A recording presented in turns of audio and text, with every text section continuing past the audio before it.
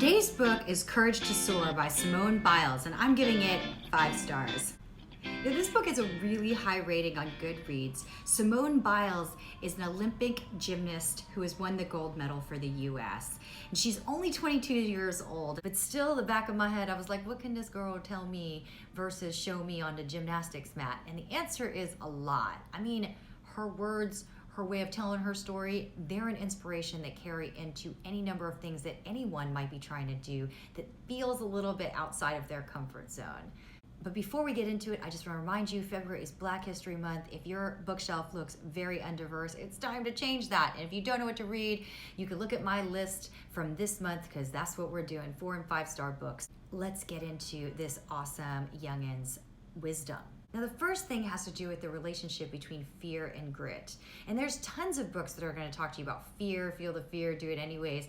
But there's not a lot of books where someone's going to say, I was afraid of the parallel bars, but without it, I wasn't going to the Olympics. And I basically had to face plant it every single day into the mat over and over again until I wanted to cry before I could finally get over the fear that was actually the impediment to being able to do the best routine ever. I mean, when you read this, it makes all the things that you struggle with, that you feel like you haven't tried, you know, the failure that you're afraid of, all that stuff, it just seems like nonsense versus face planting it in a mat every day. Now, the second thing really has to do with this value of having a team around you, people that really want to see you succeed. You know, you've got the story of her mother talking to the coach and being like, either you can do this and we love you for where you've taken us, or you can't. You just need to own it and admit it so we can get the right training for this girl, because she should not be held back from her dreams. And her coach being like, I've got this, and I will be the first one to admit it, because I don't want this girl to stop from her dreams either. To all the people around her that are so ready to help her be this phenomenal athlete, you know, it really makes you think, do you have the people around you that are doing this for you? And if you don't, let's try to figure out how to acquire it. I mean, it's front and center in this book. Now, the last thing I really want to talk about is talent, opportunity, and this hard work mindset.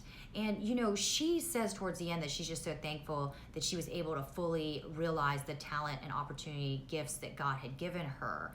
And I think everyone has certain talents and opportunities, but what she did with them was really put that hard work effort, that I'm not going to give up, I'm going to be fearless attitude, and all of that. And it really inspires you to think, what are my gifts and how can I contribute, and how can I stay dedicated and ignore any of the noise that might make me want to quit?